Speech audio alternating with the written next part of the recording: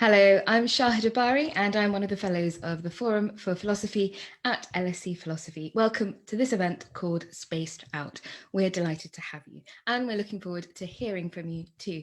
So often our events at the Forum are about lived philosophy, a real experience placed in an intellectual context, but I can hardly think of an event that we have run that feels more real right now than this one. In fact, I suspect every one of you watching and listening has had to navigate the question of space in a post-pandemic world this very day. The social distancing brought about by the COVID-19 pandemic has transformed the way we move through parks, streets, and supermarkets. It's emptied workplaces. In fact, here I am talking to you over Facebook Live and Zoom rather than one of our customary theatres in the LSE in London's Holborn. But it's also paralysed our theatres, and it might even result in the exodus of our major cities. How then do we start to plan for the public and private spaces of the future? And how will human beings continue to share space? I think our expert panelists might have some thoughts to help us make sense of those difficult questions. Now, we're going to be talking together for about 45 minutes or so, and then we'll hand over to you for questions. So if you do have a question, please type them into the chat box as we go along. They'll get sent to me, and I'll do my best to pose them to our panel on your behalf, and we'll look forward to that. So let me introduce you to our panel. Dr. Katie Beswick is a writer and academic. She's a senior lecturer in drama at the University of Exeter. Her research interests include performance on and about council estates, representations of female desire, and street performance culture. One of her newest projects, postponed by COVID-19 sadly, is Subway Sounds, which explores subway culture through sound in a variety of places, including New York and Hong Kong. Dr. Julia King is a research fellow at LSE Cities, and she also runs a design studio at Central St Martin's. She's the coordinator for numerous research projects, including Streets for All, commissioned by the Greater London Authority, and a project on urban governance in India. She's also the founder and director of the apprenticeship programme in city design at LSE Cities, an outreach programme for young adults from London to learn through practice. She trained as an architect, and her work thinks about sanitation and housing in the context of urbanisation and inequality. And her work has been exhibited internationally, including at the 2016 Venice Architectural Biennale, the South Bank Centre and Somerset House. And Professor Antoine Picon is the G. Ware Travelsted Chair in the History of Architecture and Technology at Harvard University. He trained as an engineer, architect and historian, and now teaches the history and theory of architecture and technology. He's particularly interested in the relations between society, technology and utopia from the 18th century to the present. Hello, Katie, Julia and Antoine. Hello. It's great to have you. Hello. This is such a huge topic. I feel quite daunted, actually. There's lots of ground for us to cover, but it also feels very urgent. And I want to try to get a sense of your thinking before we drill down into some of the details. So Katie, let me start with you, because even before the pandemic, you're someone who has been thinking about social justice and space. So tell me how, to your mind, the pandemic has illuminated the inequalities around access to space. Thanks, Shahidha. Yeah. So, yes, I've obviously been thinking a lot about how COVID has played out as a spatial phenomenon and the ways that relates to questions of what we might call social justice or inequality. And I think I've probably got about 3 points to make about it. So, firstly, I think that we can see issues of inequality really clearly in the everyday, in the way that public spaces have been controlled and regulated throughout the pandemic, and in the psychological and emotional value that private spaces have suddenly accrued. So I'm thinking particularly about gardens and the inequality of access to leisure space, which is obviously symptomatic of wider inequalities and injustices. And just the simple fact, that lockdown was bearable or is bearable if you've got a garden or a local green space, shows that there's these levels of inequality that play out in our access to spaces. So home for some people has emerged as a place of safety, a place where you can shield from the virus that's circulating outside. But for other people, home is a place of danger. It's dangerous because some people can't get away from the virus in their house. So if you're someone who lives with a frontline worker, so a firefighter or a nurse or a teacher or whatever, then you might be more at risk of COVID. But also we've seen increased rates of domestic violence, familial abuse, and I'm sure we'll all know people who are in miserable relationships that suddenly they're stuck in the house with people and they don't feel safe anymore. And then, you know, in terms of home spaces, living in a shared house where you have to work in your bedroom is obviously quite different to living in a house where you've got a private office space. You know, I mean, I live in a tiny house. I have to work in my bed or on my sofa most of the time. And I mean, I'm not saying I'm unfortunate in that, but it just shows that there's a difference there again in how people are accessing space. Again, if you've got kids at home, if you're having to pay to eat at house, clean up all the time, if you've got a supportive partner or not, or if you've got a partner or not, if you've got a cleaner, childcare in your home, all of these things are to some extent, I think, spatial elements of the crisis that are revealing inequalities, injustices that were already there before COVID, but suddenly they're really, really present. And then secondly, obviously we've seen the use of public space play out in issues of inequality and injustice in terms of political responses to the pandemic. So Black Lives Matter and then anti-mask, anti-lockdown protests. Space has been really kind of central in the way that those kind of ideological battles are being fought.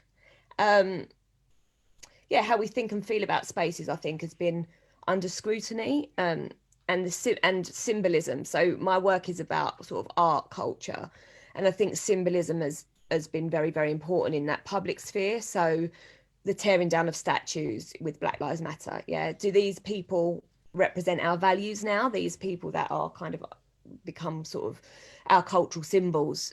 Can we idolize slave owners now at a time when Black people are dying at disproportionate rates because of racism relating to ideologies that enabled the slave trade? So you get this disruption of space through direct action, the tearing down of statues, and in that space you get a question, which is, what do we want our cities to be now, right? So questions that emerge from that are, who's the city for? What represents our values as a culture? What do we want our spaces to be? And I think that these questions were being asked before the pandemic as well. So sort of the last thing I have to say really is that one of the pre-COVID phenomena that I think is going to be really interesting as we go forward is this question about who are spaces for, who are cities for. So one of the things we've seen, I think, into an accelerating rate in the 21st century is cities that have been designed, built and organised as the idea of a city for sale. So London, New York, for example, increasingly become cities that are about the idea of themselves, marketed to international investors or whoever it is, tourists. I think somewhere like Dubai, which has obviously been quite prominent in the UK news with Instagrammers fleeing there and stuff, is an extreme example of a place that's built entirely almost to serve an idea of itself for tourists or outsiders or whoever might be attracted by that. So what we might get, I think, with the limited ability to travel that I think is going to go on after COVID, is space is going to have to be rethought in terms of who does this city serve? Like, what are the facilities, amenities, symbols that are going to connect in a long-term way with the people who are using a city, invested in an area, rather than people who are passing through or who are buying sort of space as an idea, you know, because we've come to really live in our spaces, I think, in a way that we weren't necessarily before. So yeah, that's a bit of a garbled response, but those are my thoughts around, I think, space and inequality. Yeah. Not garbled at all, really rich, and so much for us to cover. I really want to ask you about Black Lives Matter and those protests and how in many ways they've become a kind of landmark moment for many of us, but also a flashpoint. And I'll ask you about that in a moment. And also we must, of course, talk about cities as well as other spaces. But the thing I wanted to ask you in response to your survey there of the condition we're in is about what we do about what we do in a state of emergency. I think you're entirely right that certainly people like you who do the kind of research you do have been aware of these problems, these issues, these dilemmas, and the COVID-19 crisis has brought them, has crystallized them in a particular way and made them more urgent. But does it mean that we act upon that? I mean, and certainly right now where we know that multiple occupancy houses are at greater risk of contracting COVID, we know that people in domestic abuse situations are endangered, but does COVID mean that we feel an urgency to act about these long-standing issues, or is COVID making us realize how paralyzing these issues are for us? I think that's a really interesting question, because when you talk about we, who are we referring to there? So I think there's a couple of things that I've been thinking about lately. So one of the things that I'm writing about, okay, is in response to like Hannah Arendt talking about justice and morality in the postscript to Eichmann in Jerusalem. And she talks about how at that point in time, some of these sort of postmodernist moral relative questions are being asked about, well, what is right and wrong? Mm-hmm. And she kind of hints that, well, maybe humans do have a capacity at a certain extent to differentiate right from wrong, even if the overarching culture is not one in which that is being played out in any sort of like way that we would understand it on a human level. So one of my, I guess, things that I think we need to come back to post-COVID is about, okay, who is space for? How do we want to live? Do we want to live anymore under these conditions whereby so many people are subject to inequality, disenfranchised through the sort of pervasive political system, or not? And can we start to say that certain things are wrong? So it is wrong for there to be cities where people earning an average wage cannot afford to buy safe, secure housing. Like that is wrong. And can we just start talking about it in those terms again? I think is one of the things that we can do as a populace, right, is to start just not anymore getting confused about that there are some things that are right and wrong. And then I also think that when you talk about who needs to act, well, it's like the political class that are making decisions. So how do we put pressure on the political class, I think, to make the sort of changes that are going to make people's lives more bearable? Because like, it's very easy to say, but some people's lives under this have been unbearable. Mm-hmm. And, you think about nurses, doctors, teachers coming home from work or working in spaces, nurses in London, teachers in London, in shared accommodation with other people, putting other people at risk.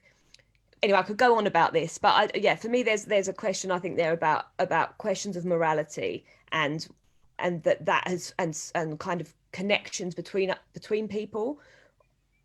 And that's again comes out of art practice that I'm interested in, right? So how do you connect with other human beings, and what's the symbolism within that, and what are the kind of, I don't know, spiritual or moral imperatives that rises? So I think we could do with going back to some of that again as an action. Yeah, that's fascinating, and I think we're desperate to hear more about your art practice. I'm certainly going to ask you about that. I think there's something persuasive about this idea that the pandemic, when we're all living in a life and death situation, many of us for the first time maybe grappling with those questions, that it does pose questions of morality, philosophical questions about ethics. Proximity is an ethical question, and so it might place some pressure on us to ask other ethical questions about what's right and wrong too. That seems persuasive to me. Let me open this up to Julia and Antoine. I wondered if you had any remarks or thoughts on Katie's reflections there. Yeah, I'll jump in. I mean, I think, Katie, thanks for that. It was a really, I don't think I can add, and I really feel it and agree with everything you said. I think my huge worry that I have today, if we accept and everything that you've just said, is that I don't see in a kind of general recognition, I don't see a general recognition that a lot of this is from years of a kind of an accumulated social disaster, years of dispossession and years of inequality. It's as if COVID came, oh, I didn't realize, and all of a sudden, oh, I'm sorry that NHS is overwhelmed. But this would have been entirely predictable. And that's what really worries me. And I think we'll come back to this, because unless we can acknowledge what has happened before has shaped the gross inequalities that have played out in the past year and that will continue to play out, I think the solutions won't come. And I worry that we will just keep on going into situations that are worse and not better, when surely a crisis, if this is a crisis, to articulate it as a crisis, is a moment to design a better future. And sort of, Katie, you were alluding to that, sort of thinking of improvements, of better futures. And I think, I don't want to be really negative here, but that's my worry, is that I just don't see that discourse. And you know, and Antoine, you're coming in from the United States. I think it's the same in America, and that really worries me. Yes, this is a conversation that seems to some might seem like it's just sprung up, but we're talking about systemic, longer term histories here as well, right? And Antoine, did you want to come in to talk to Katie? I think I agreed with what she said. So perhaps I would just say that beware of the temptation to believe that we live in exceptional times. I think we may be just back to, you know, in some ways, in certain parts of the world, we lived an extraordinary peaceful period. You know, Western Europe, for example, had almost no war for almost 50 years, which never happened before. You know, we didn't have plagues also for, etc. So in some ways, you know, sadly, it might be a back to normal, the normal of history. And we're rediscovering that actually, you know, globalization was not this happy dream that was sold to us, but that actually, you know, things are still, it's still a frightening world. I hope we might have some optimistic things to say. I was slightly worried that I'm optimistic in some ways, you know, Yeah. That's my way of being optimistic, you know, Yeah. in some ways, because I would say also we have a tendency to see a convergence, which is probably partly real between, you know, the three crises that occupy our mind: the climate change thing, social inequality that Katie described in very eloquent terms, and finally the pandemic. But actually, and for sure, they have some level of connection, but at the same time, you know, beware of being apocalyptic. Yeah.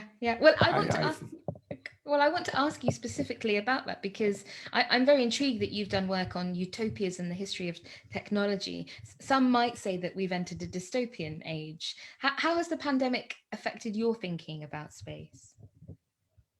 Well, a couple of things. First of all, I'm an historian, so, you know, pandemic have a history. So as I said, I have the impression we're back. You know, in the 1990s, there were so many talks about the end of history, etc. And that's not the end of history, evidently. So that would be the first thing. The second thing, we've also heard a lot of things about the post-human condition, the fact that we would escape, you know, the determination of bodies, etc. And there we're back to actually being very human, even if, you know, we deal you know, to use actor network theory and, you know, these kind of, you know, we deal with these virus, et cetera, but we're still very human. So what strikes me a little bit like Katie is how much space matters, and not an abstract space, but a space in relation first to the body. You know, we were talking before this official meeting began with how to cohabit with pets, with a lot of, you know, so space does matter, and in almost, you know, millimetric way. You know, distances have never been so acute, or lack of distance, etc. And also in space matters, of course, in relation to society. What strikes me by the end also is the return of question of scale. You know, large flats, small flats, you know, how to isolate oneself in a room, all those questions. But probably my big perplexity is, are we, you know, do crises really mark changes or not? You know, sometimes crises do change things. For example, the Great Plague in Europe, and, you know, which killed, I don't remember, I think it's something like a third of the European population at the end of the Middle Ages, made the Renaissance possible because there were simply more food for those who survived. Sometimes they accelerate change, you know, much forgotten, but there was a massive horse plague at the end of the 19th century in America, which actually accelerated mechanization. You know, a third of the horses died or something like that in the United States and Canada. And sometimes they change nothing. And, you know, in France, for example, there are a lot of people talking of, you know, the day after it's going to be so different, etc. And, you know, honestly, I don't know. It's like the exodus from cities. You know, there are a lot of talks about the fact that cities are going to empty, etc., etc. Cities have proved dramatically resilient sometimes to massive change. So I'm not so sure. So sorry, I have mostly to share a deep perplexity on a certain number of things. What I believe, however, is that there are going to be huge tasks for designers to redesign, for example, homes. That's going to be a crucial thing. For example, I'm struck by one thing, how important in space has become sound. Right. When you have two people in a small room, each one talking to its computer, sound has become a dramatic problem in space. So there are a lot of things to rethink, and probably also evidently at the scale of the city. I'll stop there. Thank you. That's wonderful. It's already caught my attention because sound has been an issue in my quite compact household, as I imagine for lots of people. And I'm sort of trying to think about how architects, urban planners, city planners, designers will be trying to future-proof us for a post-COVID world where we might still have to live with viruses, and we may, even if we're not, we may still be working from home because some of these changes will be irreversible. And I wonder. Let's take a metaphor. I think when you design interior space, you design visual bubbles.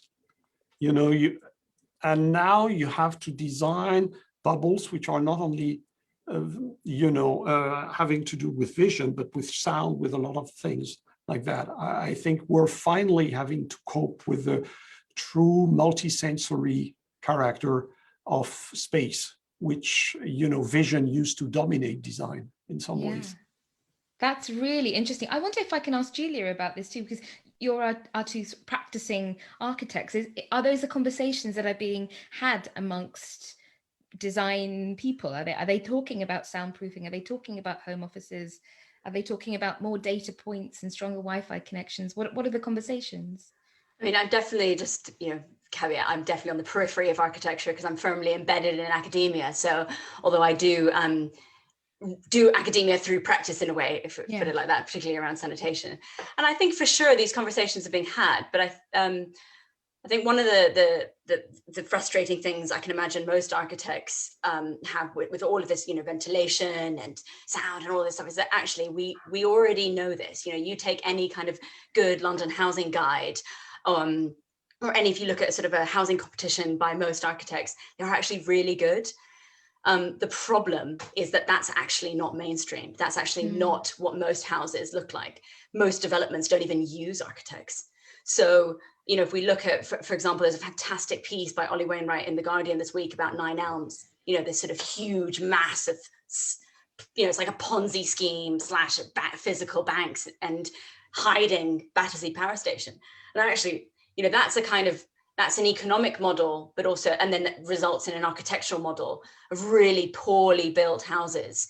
And there was another, in the New York Times, there was a piece today about these skyscrapers they've gone up in New York that are, in the clouds, literally, not metaphorically, and that they're falling apart due to leaks and so on. These are sort of these billion-dollar pads that are actually falling apart. And they become sort of like these physical symbols that the ideology behind them is actually also crumbling right before us, even though no one's really quite saying it. And so I think that's where I kind of get frustrated, is that we know this stuff, like this, public space, the need for it, the need for good housing, we know it. And we've known this for ages.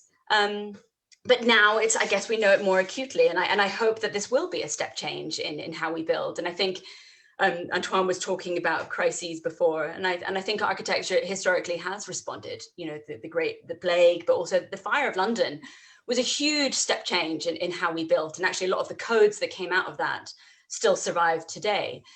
But again, going back to sort of my worry in response to Katie's bit, is that the problem isn't design, or the problem isn't cities. The problem's inequality. The problem is crony capitalism. The problem is bad governance. And I don't think those things architects can fix, And so I guess, some of my comments will sort of steer us around that. Something that I've been thinking about a lot, and thinking about 9 Elms, is that where's the accountability in that? And even more painful is thinking, where's the accountability for something like Grenfell? It's been years. And if you listen in on which I've been struggling to follow, because it's a huge legal thing that's happening. I mean, the BBC has a fantastic podcast on it for those who are interested, but it's hard to get your head around it. But I don't think there will be any accountability on that. And people died in shoddy housing that was clad badly, bad decisions, poor decisions, seemingly illegal decisions. And I'm not convinced anyone will go to jail for that. I hope I'm wrong. And so this lack of accountability around the built environment for me is very problematic. And I would like to see architects take that more seriously. Because you can see the architects in the Grenfell case have kind of gone, not us. Yeah, wow, that's really powerful. That's really interesting. Antoine, did you want to have a go at that question about design and the kinds of conversations that architects and architect students are having about the post-pandemic world? I think you're muted at the moment. Sorry, I'm going to unmute you all. There we go. Yeah, just to remark, I'm always a bit nervous when we say, we know that because actually we don't know that many things, even in design, take climate change, we're still very much looking for solution. And I don't think, you mentioned utopia, fixing society first usually doesn't work. So we need to do with greedy capitalism. I completely agree that we need to change the system, but if we wait for the system to change, we need also local solution. We need design innovation. Otherwise, if we wait for the world to be a better, more just place, etc., just as by magic, it's not going to happen. So we need in some ways to embed social justice in local solution. Because that's what we can do right now. And I agree otherwise that, yes, inequality is going to be a huge problem. But I think probably one of the good things with this crisis is that it shows that nobody will be safe until the entire planet is vaccinated in good conditions. And this is where, by the way, a very technical thing like a vaccine can actually foster questions about inequality better than, general interrogation about social justice, because people want to be safe. They might want to pay a bit more attention to inequality. So, safety is such an interesting term to think about in this conversation, listening to Julia talking about Grenfell and COVID as well, and how to be safe, and whether that will be an imperative that alters the way that we design our cities and our homes, I think is a really interesting question. Let me ask Katie just for a moment if she wanted to respond to Antoine or I can turn to Julia. No, I mean, I'm interested in questions of safety, definitely, and questions of, and what it makes me think of, because obviously I'm not a designer, right? So that's not where I'm coming from, but you can't obviously change the political system, right? But how do you call for what I think is a question about class, which Anton speaks on, which is nobody's safe till everybody's safe in every aspect. So when you've got poverty, when you've got huge wealth inequality, you have a system where no one's safe. If everybody's safe and housed, you're less likely to get robbed when you go out of your house, as a sort of basic answer. So I guess one of my questions, which again comes back to symbolism, because I think that there's something really important about the way that ideology plays out through symbolism, which is again maybe a design question, which is how do we express, because I think everybody feels frustrated. When you talk about Grenfell, obviously we've got working class people feeling really, really angry, frightened that they might be next, people living in social housing, for example, but also homeowners, middle class people who now no longer feel safe because their homes are clad in unsafe cladding, and also they can't sell their homes and those sort of things. So then to me the question comes, how do you have a symbolic order that expresses the strength of that frustration? And one of the things that's really annoyed me about cyberspace is that's quite a 90s word, isn't it? But cyberspace. It's a bit like virtual reality. Nobody talks about virtual reality anymore, do they? Yeah. No, but is the sort of way that it is utterly useless in expressing that frustration. So memes, right? I love memes, haha. But also sometimes this stuff isn't funny. And we have a political class that have treated us with complete contempt in the UK throughout this pandemic, told utter lies. And our response to that is a funny meme. Like, it doesn't compute. And yes, there's been street protests and things like that, but I don't think that the majority of the population has necessarily felt safe enough to go out and express their frustration in that way. And sometimes I wonder whether the kind of mediation of our frustration through these kind of corporate sort of cyber, I can't think of another word, interfaces, Yes, yeah. it is actually, because these are other spaces that we're operating in, is actually sort of getting us quite stuck in terms of moving this political order out of where we are with it at the moment. And again, those aren't questions about architectural design, because like that's not what I know about, but I think they are questions about how do we use kind of symbolism and the spaces that we do have access to have some kind of, to foster changes in even if they're in sort of micro ways where we feel more empowered or able to cope or whatever it is. Yeah. Thank you, Katie. I'm going to remind our audience that they can ask questions in the chat box, and I will pose them to our panel for you. So feel free to do that, and you can ask to be anonymous too if you prefer that. Julia, let me turn to you with this question about how the pandemic has affected your thinking about space. How optimistic are you about the possibility of a post-pandemic future and this idea that we might return to normal? So firstly, I want to sort of think about what we mean by space, because actually it was, I think my PhD supervisor was like, never use that word, it's meaningless. And so I think in this conversation, we are naturally talking about, and I think Antoine was sort of talking about that, sort of the places that we physically occupy and the architecture that kind of connects us to each other.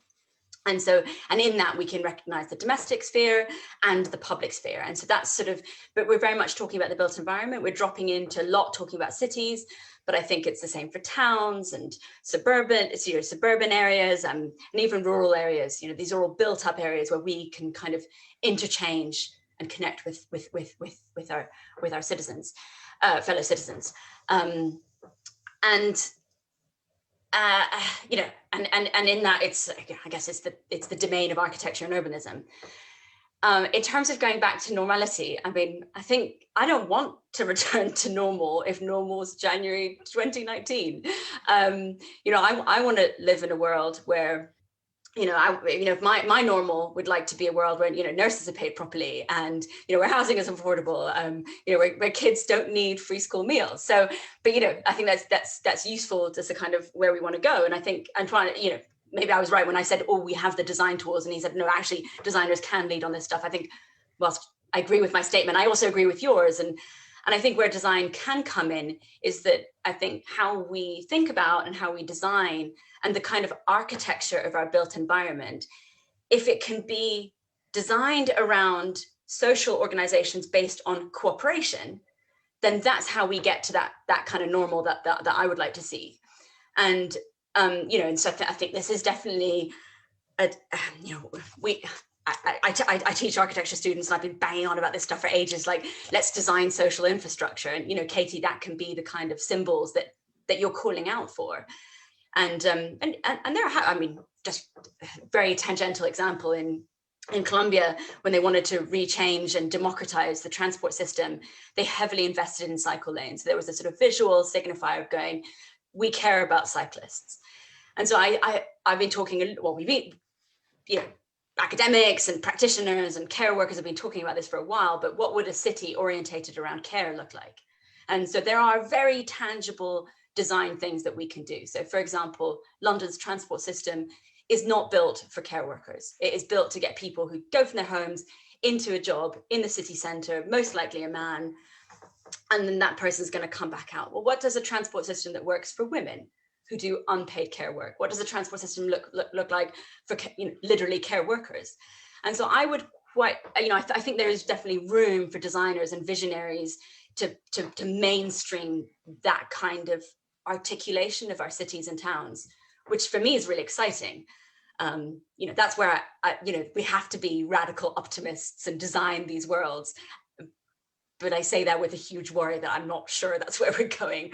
I think we're going to come out of this pandemic and be in a worse situation than we were before.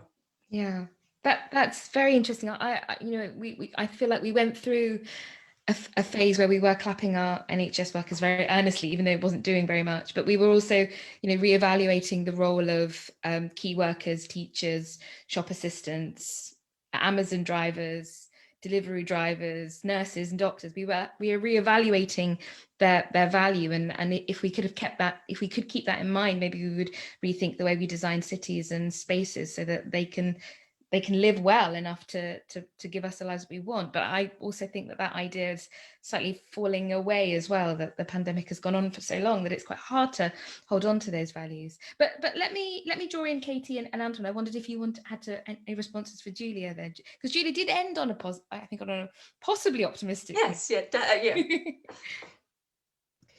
I'll just say that I think there's room for optimism in human relationships, and that is something that I know that many of us have been missing or have found enriching or whatever it is. But I think that renewed sense of, it's really about not just human beings. I mean, we were talking about pets as well, right, before we came backstage gossip, we were talking about our pets backstage gossip, but that sense of like, what does it mean to like bear things, and what does it mean to like have a human experience that is not just driven by this like working imperative or questions of kind of drive to achieve or whatever it is that kind of I felt like I was at least caught up in before the pandemic happened, is that like peaceful sense of being just with people in humanity or whatever it is. And for me, those aren't necessarily, I mean, obviously you've got things like hostile architecture, right, in city spaces, which make those sort of human, just bodily, it's hard for like a soft body to be with another soft body in a city that's designed to make people move because they've just got to buy all the time. You mean like spikes on park benches to deter the homeless and barbed wire and all of that kind of thing, exactly. So things that stop you from hanging about in the city. So sometimes those things are spikes, or they're benches that are uncomfortable to sit on, or whatever it might be. So those are design questions, but they're also questions about, what do we prioritize in our public space? And there's a big well, I don't know how big it is, but certainly I've heard a lot about it on Twitter, sort of activism, which is calling out Secret Cinema in Walthamstow, who are planning to do an event on some public green land there. And local people are saying, hang on a minute, this is our green space where we are together in this green space, and this is our ability to kind of be human and connect with one another, play sports in teams, walk with our partners, see our friends across the way or whatever it is. And that's going to be taken away from us, really only so that a company can make some profit and some people who are already quite well off can watch a film in fancy dress. So you then start to get questions about, I think, where that thing about actually, what do we want to bear things day to day become a point of optimism, because people start going back to that kind of humanity between people, which again goes back to that idea of morality and justice that I was talking about earlier, which for me has to play out on that sort of emotional, spiritual level. Thank you for that. If that made sense. It did. No, it totally did. And Antoine, maybe I can draw you back in on anything you like that Julia said. But also, I know you're specifically thinking about the non-human. That the pandemic has made you think about our relationship to the non-human and how we share space. Oh, you're muted, Antoine. I'm so sorry. There we go. Couple of reaction. The first, I completely agree with Katie in some ways. What makes me optimistic is that we're rediscovering that what we do in 3D space, I still use the term, and with our bodies does matter. And, it's quite interesting, some 5 to 10 years ago, when online teaching began to develop, the big question was how exciting it is, what are we going to do online, etc.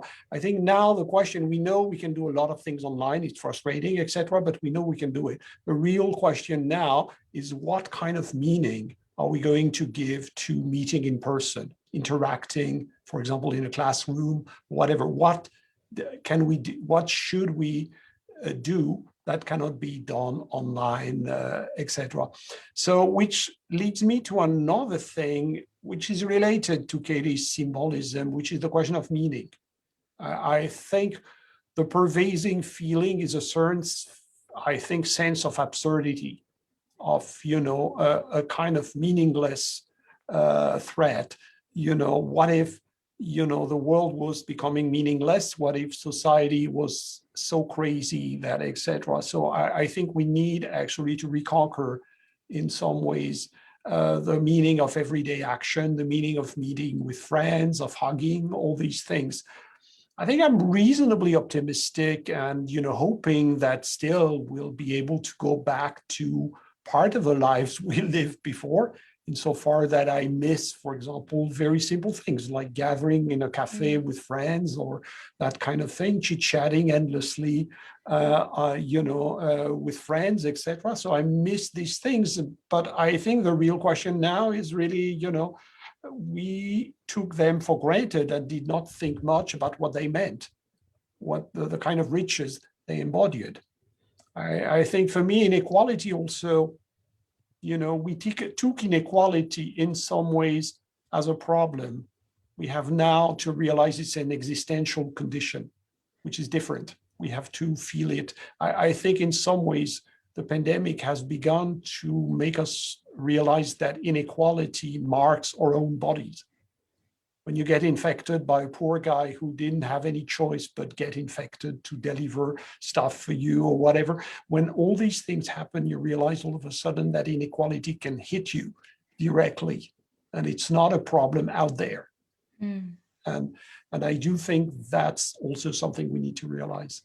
Yeah, let me pivot to the digital for a moment, because you started your remarks by talking about teaching online, and I wonder, and we are of course online, and this is an opportunity for me to remind our audience that they can leave us questions, and please use the Q&A box rather than the chat box, and we will come to those questions.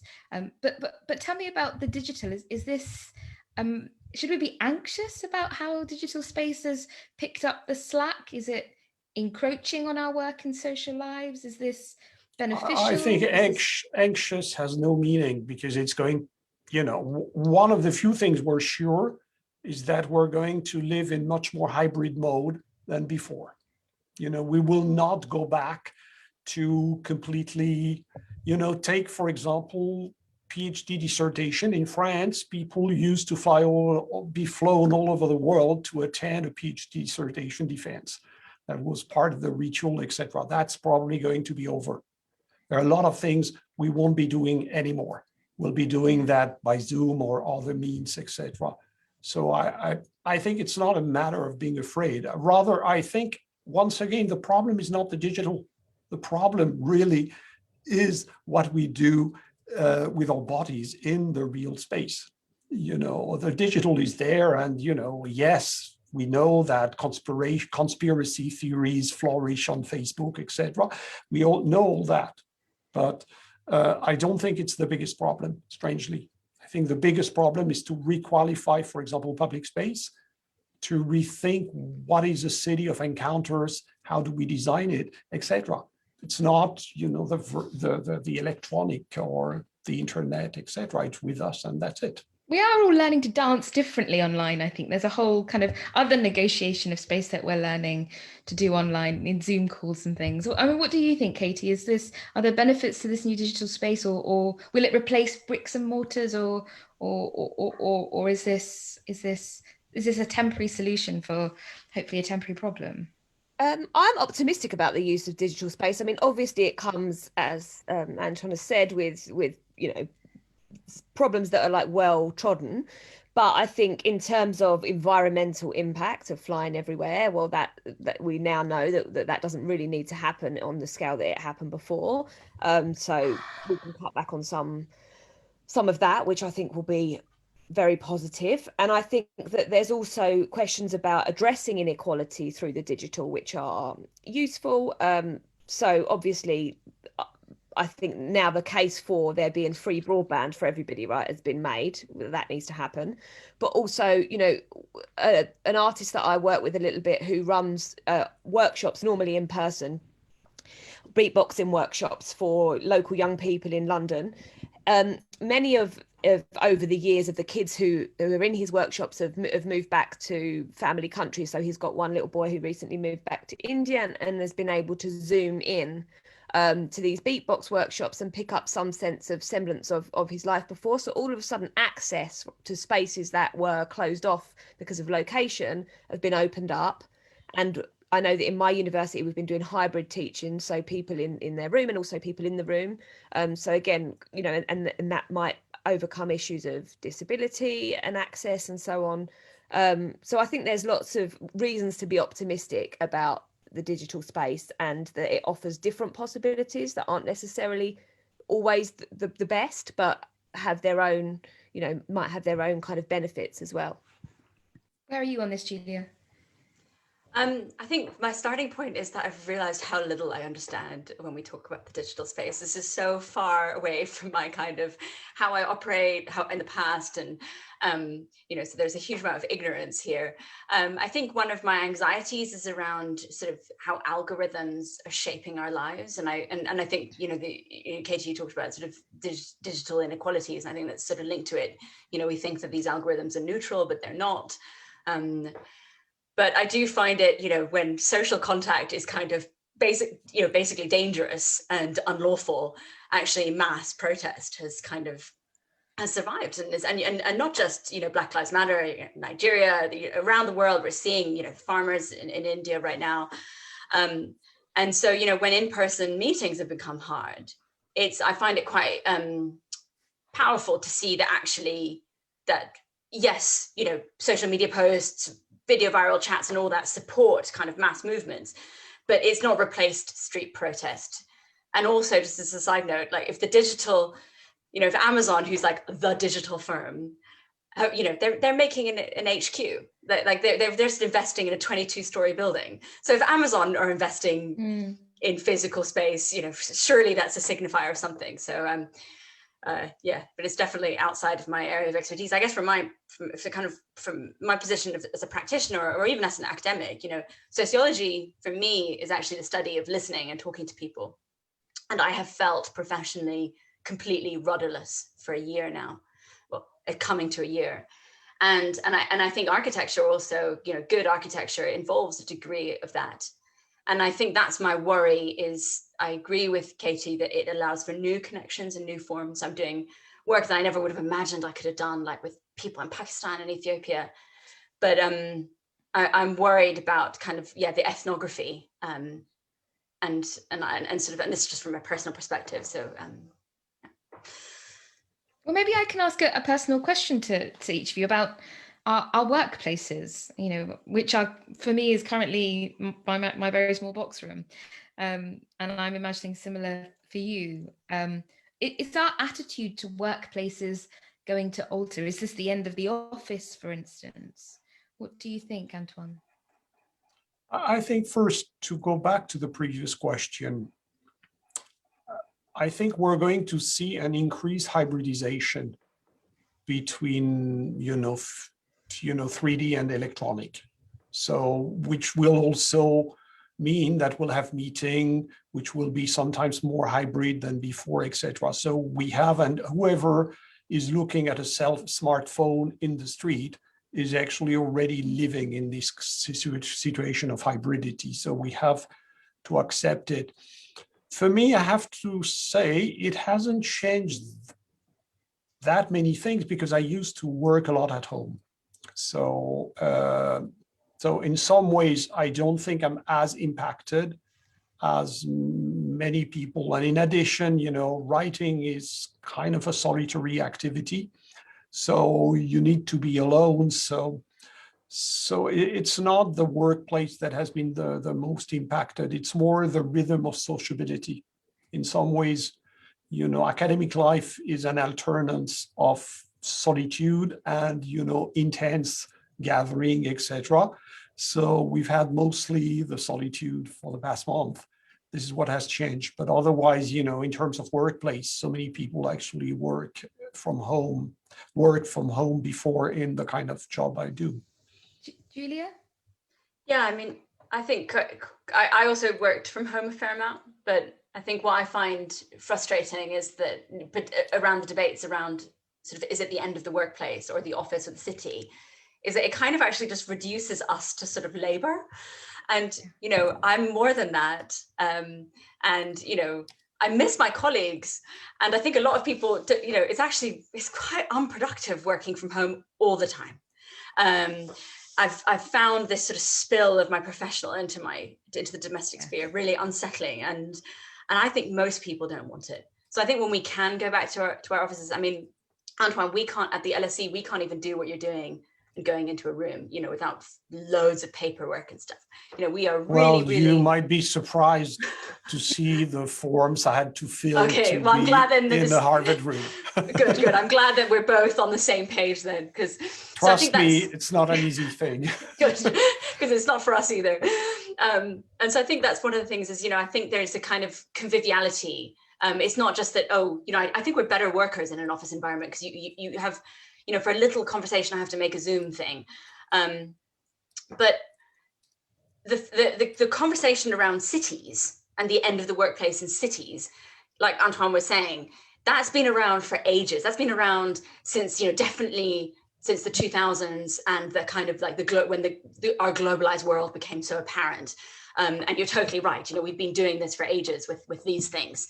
But one of the frustrating sort of nuances that I'm seeing lacking in the debate is that, you know, urban centralization and decentralization go hand in hand. You know, I think it's a huge simplification to kind of reduce it to one or the other. I honestly don't think it will ever be one or the other. And, you know, I think for me, cities are so much more than work.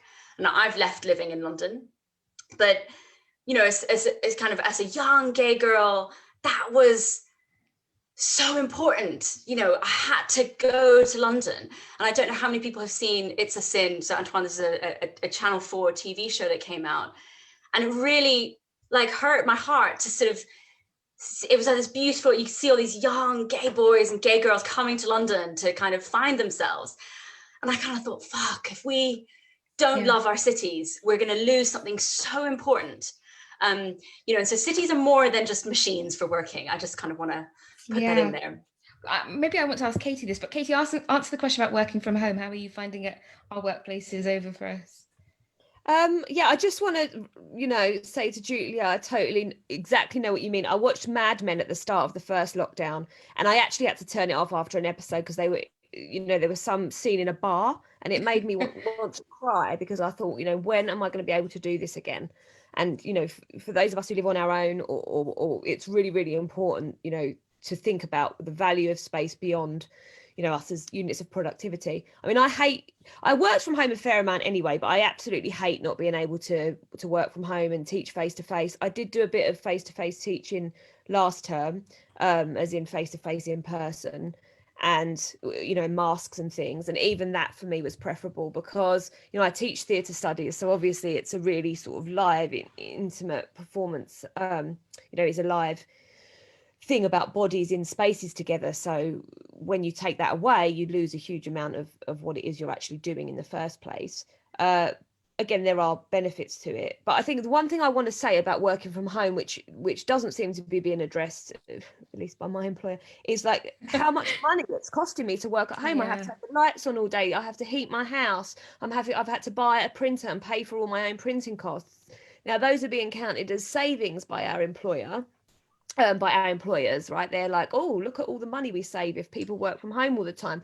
But actually, you know, especially for those of us who work in the public sector in the UK, have had our wages frozen and so on, you know, we are, and you know, I don't want to moan, obviously, you know, I'm financially okay, but in the long term, who profits from us working at home? And I don't think that it's us.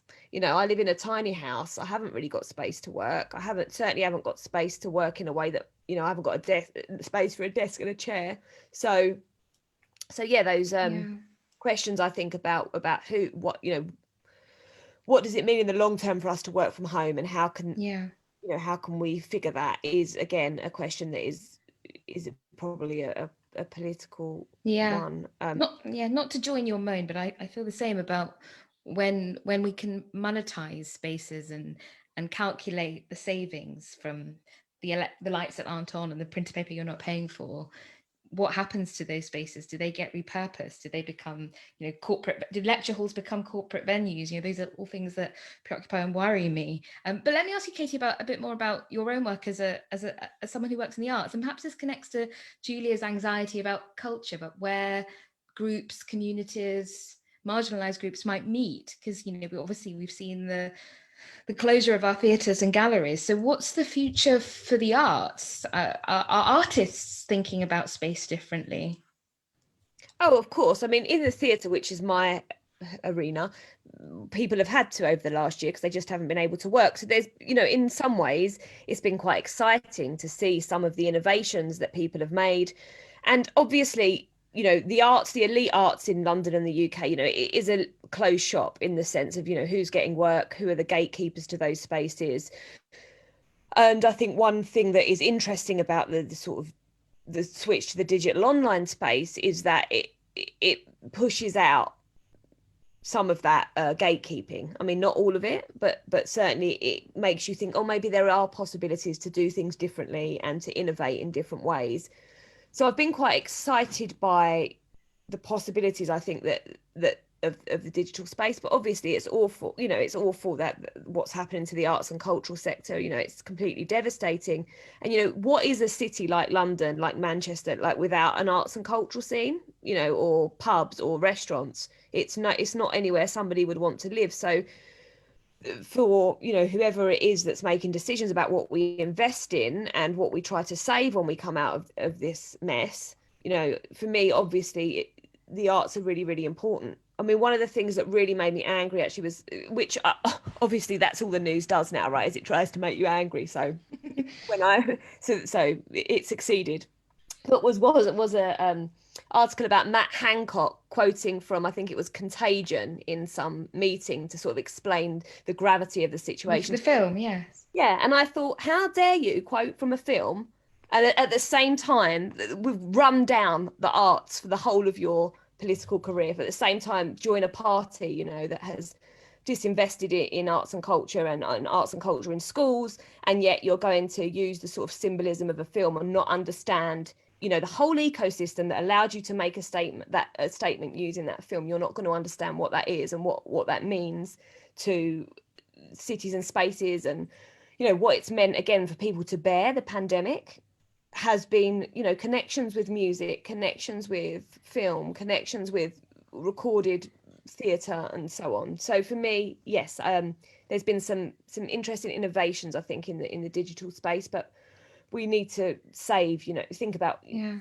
importance of saving the cultural infrastructure of the country, that of the UK and England, but obviously worldwide as well.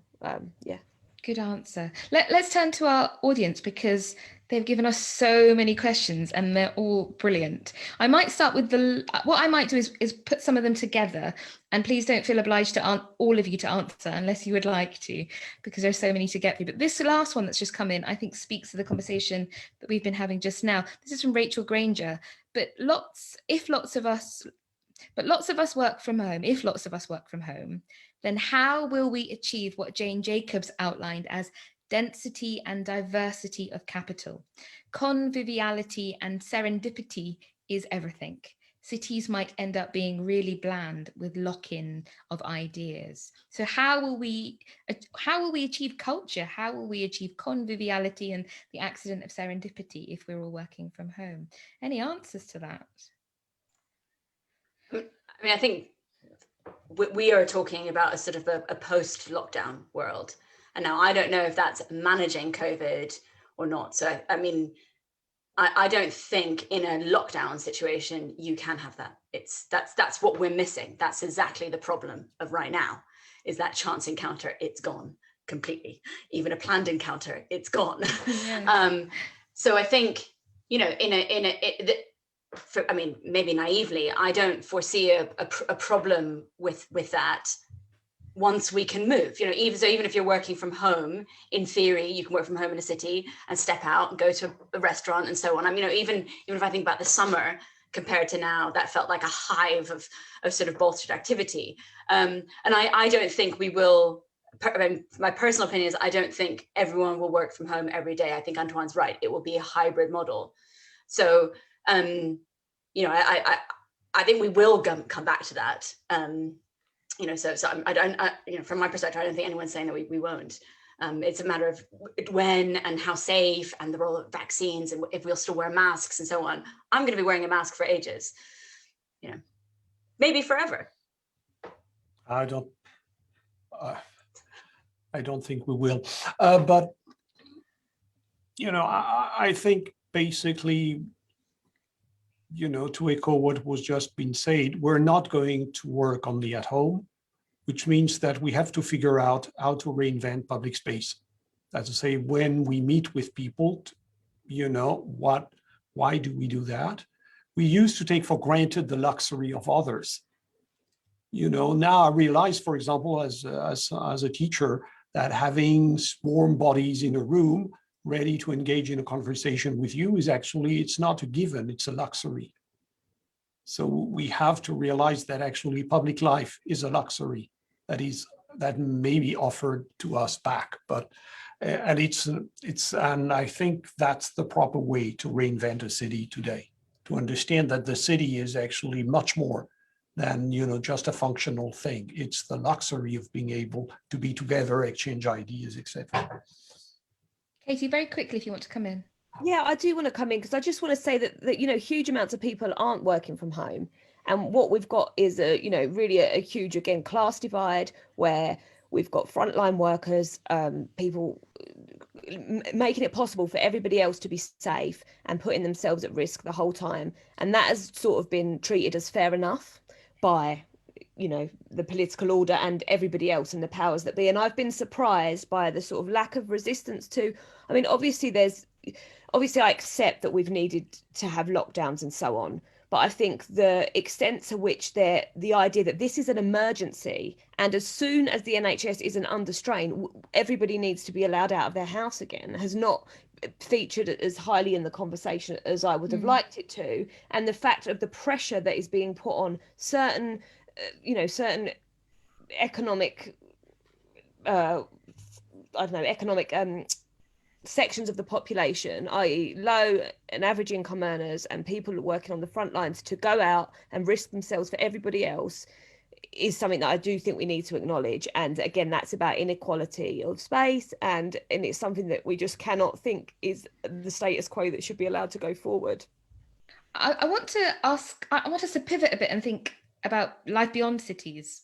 I mean, we are slightly in danger of talking only about cities. We've got a great question from Kerry Young, who's asked, would a rebirth of our villages be a worthwhile approach for post-pandemic society, with government incentives for moving out of cities? And complementary to that, Kevin Dykes is asking, if city rents and land values fall significantly, there could be room for co-op owned housing and small business openings, such as happened in Johannesburg after the white flight post-apartheid. So is there life beyond cities that we can rejuvenate? Can the city be reformulated into a less city-like shape, I guess? Those questions asking.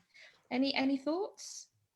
I don't think they need to be mutually exclusive. You know, I think, you know, we can have great villages and great cities, and that's what I mean. That's what I hope will happen for London, is that actually I hope that the normal that London returns to is actually where rents are lower, so you'll have more, you know, more people in the arts sector, and more sort of culture we'll be able to have. Because when you're spending, you know, 40% of your income on rent, you know, it really stifles creativity. So that is actually my hope for London, is that it will become, and if that opens up spaces for cooperative movements, you know, which have been around for ages and sort of struggled to really kick off, great. I really hope so. But I do want to return to something, because Antoine made a comment earlier about the sort of global order. And I just wanted to say something, because it's quite important to me as a Venezuelan, and about lockdown, again, sort of thinking about global inequalities. You know, my family in Venezuela haven't been able to leave their home in the evening for a decade because of, you know, social insecurity. And so I do think, we have framed our conversation very much around a very Western, and I think, and even that's fallen into pitfalls. You know, Katie, I was actually embarrassed when you said your comment, you know, because I had spoken beforehand and not actually made reference to so many people who are working. And so I think that's one of the real challenges actually for me, is how you can hold all these different realities at the same time and be fair and just and honest. And yeah, I find that quite tricky, actually. But do you mean you think that there will be different implications for people, for instance, from the global south, from South America, from other places? Yeah. You speak to Venezuelans and COVID is just another layer of shit. It's just, it's just another thing. And actually, it's probably not even the biggest. When you live with huge political insecurities, when your economy has tanked, and there's many other countries around the world that have that. When you live in, extreme violence, constant violence. COVID is, when you don't, we have an expectation of everyone, whether that plays out or not, we have an expectation that everyone who gets COVID in this country deserves an ICU bed and deserves an oxygen mask. In Venezuela, there are non-functioning hospitals for anything. It just doesn't, so it's not even a debate of whether you get into ICU or not. It's you don't have a hospital. When you go to hospital in Venezuela, you've got to take your own gauze with you. So of course, COVID drops off slightly. And so, yeah, it's for sure it plays out differently. It's a really sobering thought, that isn't it? A sobering reminder of how narrow our conversation is in that global context. Let me move on to more audience questions before the audience get furious at us, because the questions are so good. This is from Tim Peake, who I think is an astronaut. Tim Peake was a famous astronaut. So maybe this is literally a question about space. But maybe not. Maybe it's not Tim Peake, the astronaut. His question is, surely you have to look at the reactivating planning system and its current lack of ethical responsibilities for a just city. Individual architects are too compromised by serving a market system to be effective in proposing means to address inequality. Antoine, can I ask you about this? It's quite a difficult question, but are individual architects too compromised by the market to be challenging inequality and planning a city or whatever it is in a less reactive way? I think it depends on the architects. Not everybody is compromised, especially in a profession where there is a strong tendency today to have a very small elite who, monopolizes a number of commission, and the others are left, on the side of the road. I do think we need to democratize design insofar that design is not only something for architects. You've got an urban designer, you've got landscape, you've got etc. So I think one of the question is, of course, we need specialists, we need professionals, etc. But we need design actually to become truly something that is shared. So my answer would be, I don't think architects can do it alone. Some of them may be compromised, but I think the real question is to have a conversation on design that extends beyond architecture as we know it, or even planning as we know it, etc. I think this is becoming urgent. Well, maybe this connects. Sorry, I interrupted you, Anton, but it connects to the next question from Felicity Parsons. How can architects and others interested in the built environment effectively engage with the public to push questions of design, planning, policy into everyday political debate? That seems like a crucial question.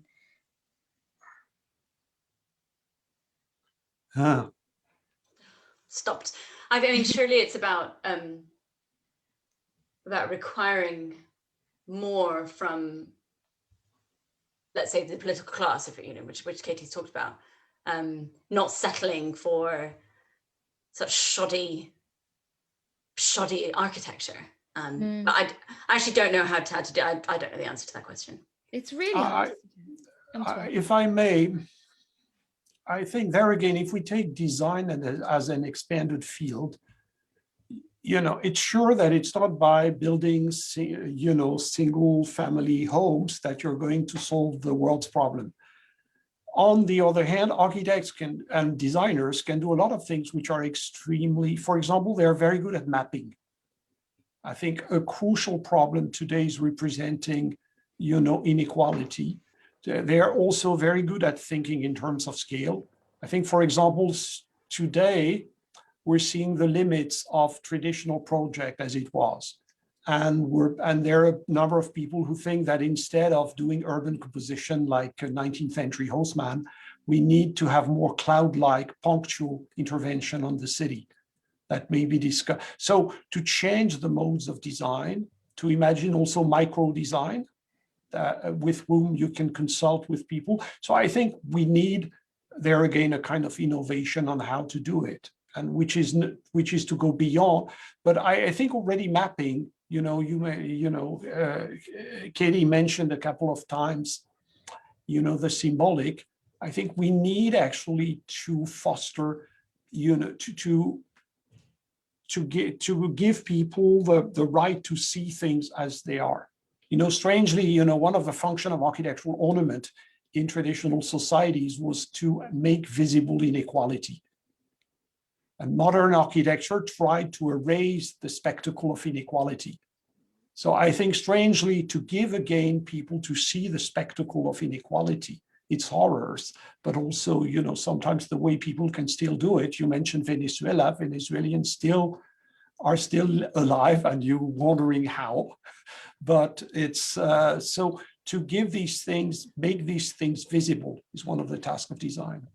That's a really. It's really interesting that you bring up. Sorry, just I feel compelled to bring in sort of Booth's poverty maps, because there are problematics with them. But what it did was it made visible the scale of poverty in Victorian London, and I think it also paved the way to sort of as a way to talk about poverty, not as someone's vice, but rather actually a structural condition.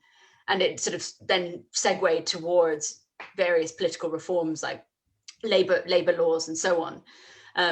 I think one of the challenges that we have today is how splintered and atomized we all are. And I actually think that kind of a common language or a common vision is actually really hard to pin down. I